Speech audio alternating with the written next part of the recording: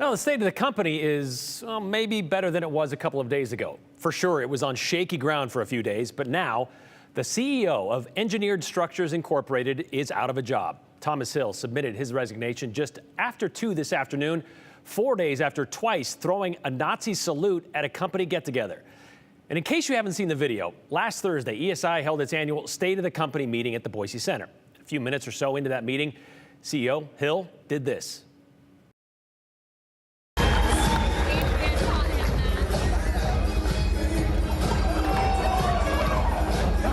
Yeah, it was just 8 seconds out of an hours-long meeting. And very quickly, things went downhill for Hill when videos of that 2-time Nazi salute made the rounds on social media. And of course, there was the shock that goes with such a thing. But there were also those who asked the question of, like, what's the big deal?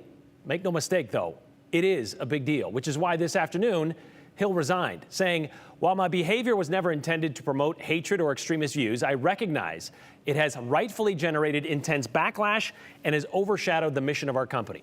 Hill said he takes full responsibility and he realizes the impact his actions had on community and our stakeholders. And as a leader, he must exemplify the highest standards of conduct and integrity. So ESI is moving forward with President Neil Nelson taking over as CEO and chairman of the board. And here's how ESI got to this point. So shortly after that opening prayer at that meeting on Thursday, ESI President Neil Nelson, as I just mentioned, said he and CEO Tom Hill were told to not do anything political during this event. They were told by advisors it was, quote, high risk with no reward. But Hill said he was going to do it anyway. And he proceeded to play that 15 to 20-second slideshow of President Trump praising the results of the presidential election. And that's when the Nazi salutes came out. We were told a handful of people then walked out of that meeting. There was a statement sent out on Friday excusing the salute as parody, as part of a political skit.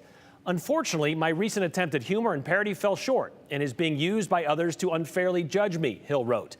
A commentary on the craziness of our political environment and nothing more, Hill said, while rejecting any association with hate groups. Hill also regretted his actions could be taken so out of context. And some might say a Nazi salute only adds to that craziness, and claiming it was taken out of context is an odd way to apologize. Then an internal memo became public over the weekend in which Hill wrote, I'm a Christian, I'm a Republican, a patriot, and a successful businessman, also a son, brother, husband, and father. I've learned today that some people will hate me for the first 3 or 4 things on that list. Doesn't exactly sound like contrition, does it? So those are 2 attempts, not quite the ownership and apology many might have expected, including ESI employees. So that was allowed to stew for a couple of days. And then Sunday, a 3rd statement was released by ESI's CEO. First line, deepest apologies for my actions at a recent employee gathering. I now fully recognize the gesture is not only inappropriate, but also profoundly hurtful. In this one, Hill admits it was a Nazi salute, the most recognizable of all Nazi symbols, and it represents hate, oppression, and unspeakable atrocities. No context or excuse can change that, and I take full responsibility for the offense caused. Hill went on to say his previous attempt to explain his actions also fell short. He realized it was defensive and it missed the mark. So there was some contrition there. But this part was also interesting. After significant feedback from those who were in the room or those who have seen the video, Hill wrote, I understand how inappropriate that Nazi salute was. He's sorry for compromising the trust from employees and the community. And about that, many wondered about the impacts of this company because ESI employs more than 1,000 people. And like a stainless steel refrigerator, you can see their fingerprints all over this state, including at Boise State University's brand new ESI Construction Management Building, on which they broke ground just 1 month ago.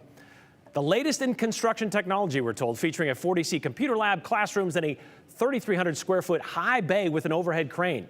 Okay, so what about that building? Well, Boise State is still going ahead with it, saying we unequivocally condemn and will not tolerate any form of anti-Semitism, racism, harassment, or discrimination.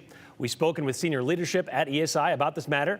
We expect ESI to hold true to the commitments they have made in this statement addressing this concerning incident. Holding true, meaning I guess they likely knew this resignation was coming. Okay, so for anyone out there who thinks it would be good comedy to just throw out a Nazi salute, word to the wise, it's not, never will be, and we can never take such situations too seriously. That's according to the Wasma Center for Human Rights. Partly because when we do that, we dilute really the impact of what that hand gesture means, not only in a historical era, but today. It is actively in use today by groups that are furthering ideas of hate and anti-Semitism, which is certainly on the rise. It's racist in its intent, it's anti-Semitic in its intent, and it's really connected very clearly to that era in history. And when we don't take it seriously or call it out, it's, I think it dilutes that meaning and it allows it to continue. Yeah, it normalizes it. So that's what we don't want to do.